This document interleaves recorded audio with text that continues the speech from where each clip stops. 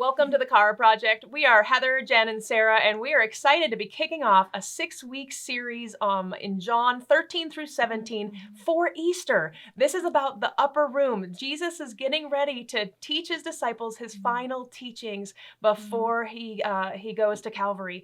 This is a really awesome study, but before we dive into John 13 through 17, feels like we, just like their CHARA Essentials have been teaching us, we need to start by understanding some of the context around this. So before we even start reading all the verses around it, I thought today we could start on the author. Yeah. Let's get to know John first, because the whole series is camped in John. And we're going to ask some of the questions about who the author is and why was he writing today, because this will help us get a little bit bigger of a picture as we start to dive into all of these next 5 chapters. Just as you are going to do the Bible study with us that's on our blog, you'll see that John is the son of Zebedee, and he met Jesus as he was fishing in a boat. And Jesus asks him to come and follow him, and he dropped his boat and went and followed Jesus. Like, just the devotion from day one was right there. But what I love about it also is that he starts to speak to the Jews and the Gentiles as his audience.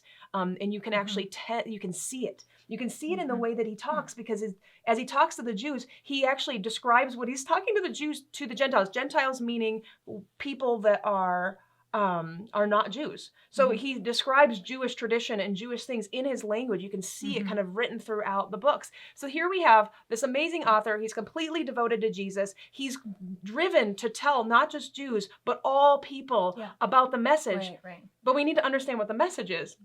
And it's great because he actually talks about it in John 20. He says that the purpose for his book, the reason why he's writing all of the Gospel of John, is that we may believe that Jesus is the Messiah, the Son of God, and that by believing we'll have life in his name. And that is probably the theme we're going to hear and uncover throughout all of John 13 through 17. In fact, that's one thing I love about John. So John is one of the 4 Gospels.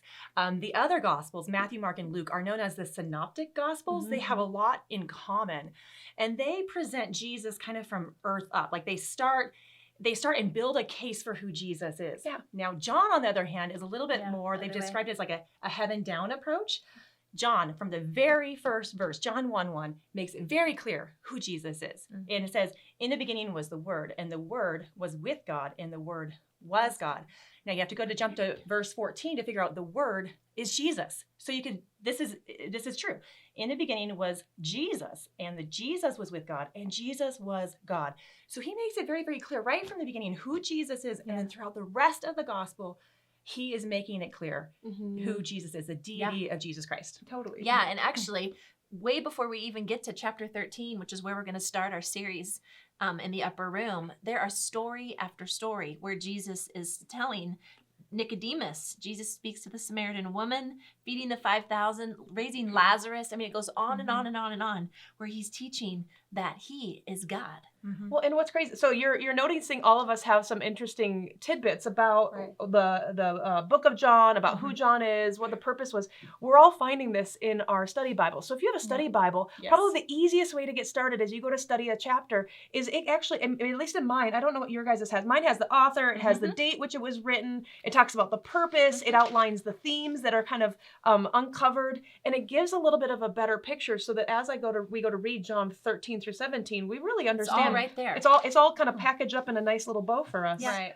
Which we'll uncover in the Bible study this week. So if you jump in, there's a lot of references and places you can look up to learn more about John. No, that's completely true. The other thing that's worth noting as we head into the upper room with Jesus and his disciples, this is the significance of the timing in which Jesus chose to have this meal with his disciples and this conversation is pretty significant because he was leading up to Passover. They were getting ready for a Passover meal, and Passover was a time when the Israelites recognized and they would who God was, but they also would sacrifice a lamb to cover their sins. Talk about how timely and how crazy awesome that God orchestrated this exact moment as he's leading Jesus to the cross to be a sacrifice. No, not an accident at all. Yeah. He did it on purpose to be able to show the significance of this last Passover, this last meal. It has a lot more weight to it, but also it helps us understand the Easter story in its fullness, which is really encouraging. Yeah, absolutely.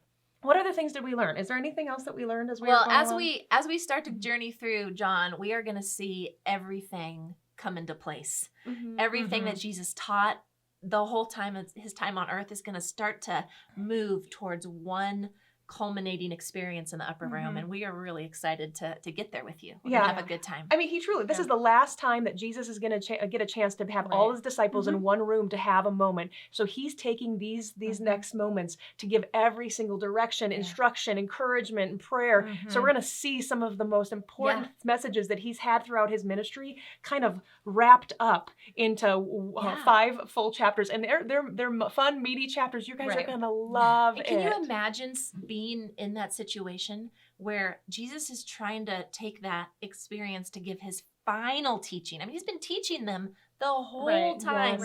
They've been following him, whether or not they fully got it, or they were listening, or did they 100% trust? I mean, you know, it's going to all end up in that one conversation where Jesus is going to give his final teaching, and we're going to get to see how the disciples respond, and it's going to be really exciting. Well, John captured it beautifully, and it's because he really understood who Jesus was. He was the closest disciple to Jesus. Though you'll notice in the book of John, he refers to himself as the disciple whom Jesus loved, and that's what most theologians will say, that it's referring to John. He really was a close person to Jesus, and because of it, it makes us understanding the author so much more impactful as we go to read these coming weeks. So our question for you as we close out today is, what are things you're learning about John in this week's study? What have you understood about who he is, and that helps you understand a little bit more about the passages we're going to read? I'd love to hear from you guys. We look forward to connecting with you soon.